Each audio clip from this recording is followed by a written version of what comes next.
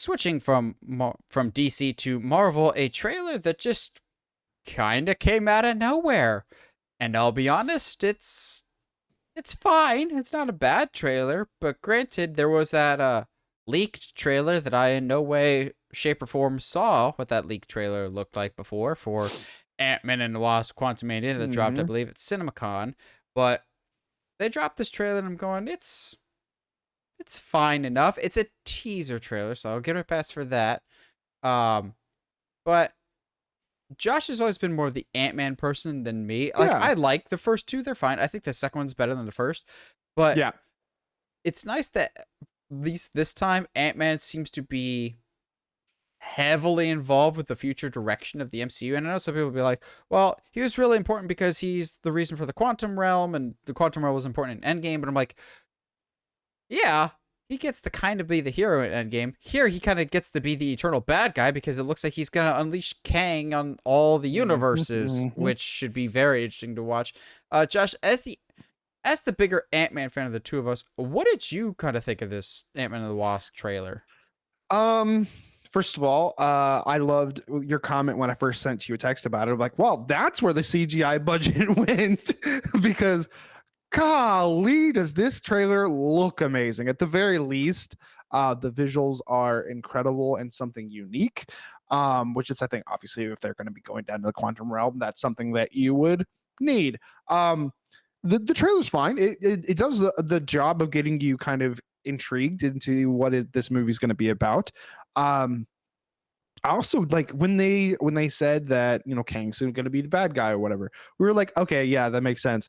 But also just having Kang basically, I don't want to say hiding, but like hiding in the down there in the quantum realm, building an army all the way down there, like yeah, that works on a lot of different levels for me as far as like, okay, well, yeah, how else would he hide a interdimensional army? Like it has to go somewhere, right? um that being said, it I want Ant-Man to actually like mean something, and I hate and I feel like that's basically what they're gonna do. Like through this film, it's gonna be Ant-Man's like, yo, like no, like I'm important to this universe, kind of movie for him. A lot of that is because yeah, he does kind of get the short end of the stick throughout the Avengers films. He also that little dig at him in the beginning of the trailer when we're like, "Thank you, Spider-Man." I was like, "Yeah, like that's not fair to him." And so like it's obviously to me going to be Ant-Man's finally big like coming out party. It's like him.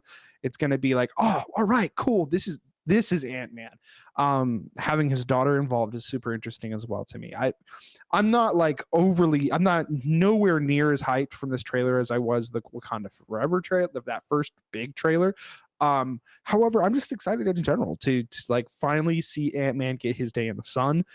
Finally actually have like, not to say that like one and two weren't emotionally driven, but like I feel like Kang is absolutely going to put him in a position where either you like save your daughter or I unleash my armies upon the galaxy or whatever.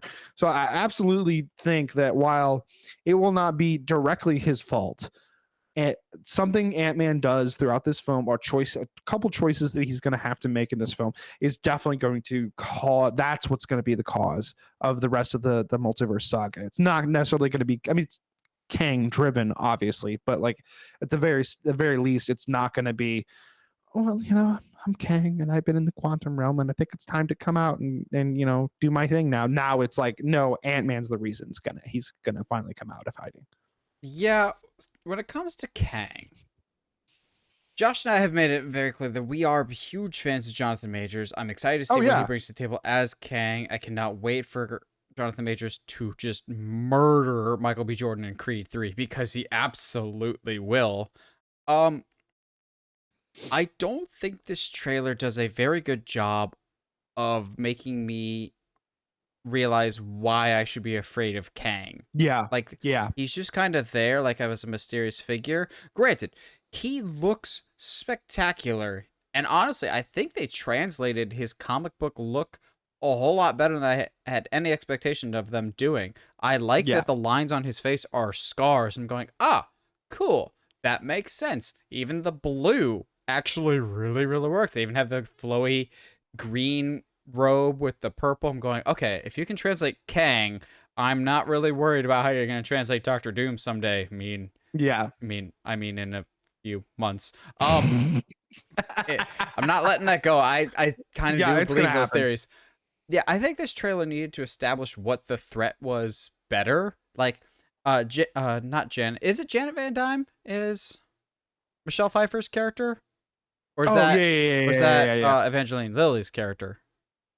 Are you talking about the mom? Yeah, whoever the mom Her mom? is, Yeah, she's trying it's to obvious sell she's it. afraid. Yeah, She's trying but to it's sell it like, as best as she can.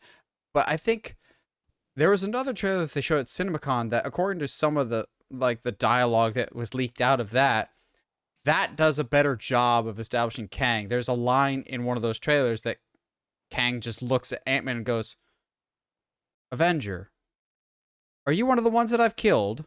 Or like, have I killed you before?" Like, he has killed so many Avengers in so many different yeah, universes that he can't remember who he's beat or not because he's gotten rid of so many others. That line alone could have established what the stakes are, but maybe that implies more multiverse shenanigans than they're willing to give away at this current time. But I mean, like, we yeah, know because there this is will just a be. teaser. Um, Obviously, there is a blink and you miss a detail, but there's a shot in the trailer where it looks like Ant-Man's teaming up with other Ant-Mans. So Yes. maybe there is some multiverse component to this. I think they lose in by the end of this movie, a la Empire Strikes Back, and like this really needs to set the stage for Avengers: The Kang Dynasty. But at the same time, I don't want us to get in a situation of Doctor Strange in the Multiverse of Madness of going, this movie has to change the Yeah. universe forever because then we set ourselves up for disappointment. But at the same time, I'm going, you're running This out of actually needs to though. you kind of That's the need to, problem. is you're running out of Yeah. time. But I think there'll be some significant elements to this, but it's not going to be like the universe rapid expander that we're expecting it to be. But I do think the heroes lose by the end of it. Now, the interesting theory Yeah. that I'm seeing being thrown around after this trailer is Kang can escape and whatever else, and he can get the stuff that he needs Scott to get in this movie. But he'll still be looking for other things, most notably Shang-Chi's rings and Miss Marvel's bangles, which I'm going, Okay. which would tie them in. Like that, because Hmm. they say in both of those projects of those are beacons for some other thing. Some of us theorize it could be Galactus. Maybe it is Kang because they talk about a beacon at the beginning of this trailer. Which, quick Yeah. aside, I wasn't overly familiar with the original actress that they had in Avengers Endgame for Cassie. I'm super excited to see what Catherine Newton brings to the table as the new Cassie. I really, really like her in Freaky. I think the reason they recast her because she's going to be a big character going forward with the Young Avengers because they're clearly Hmm. going in a Young Avengers route. Yes, they are. Um, I think this trailer's is good.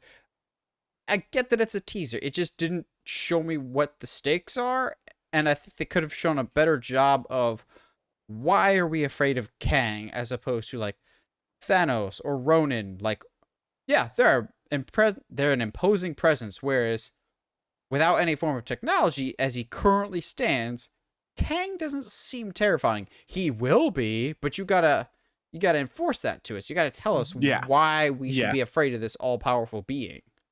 Yeah. No, I agree. It's while there's some great shots of Kang, like there's that one that's like of him on his little floating disc or whatever, that's super cool and it's like fantastic to look at, but or even like the poster that we have right here. Like that is a really cool shot, It's Honey I Shrunk the Kid. It's but Honey I Shrunk yeah, Ourselves. I mean, yeah, there's that. Uh, but like coming off of Thanos after seeing like Iron Man and Cap and Thor have to all fight him at the same time to even like get any kind of damage going on him. I think we're gonna have to be shown very quickly how dangerous Kang is and why it's a problem if he's unleashed on the planet And how or he's on the different. galaxy. and how he's different. Exactly, from and how Thanos. he's different. Yeah, absolutely.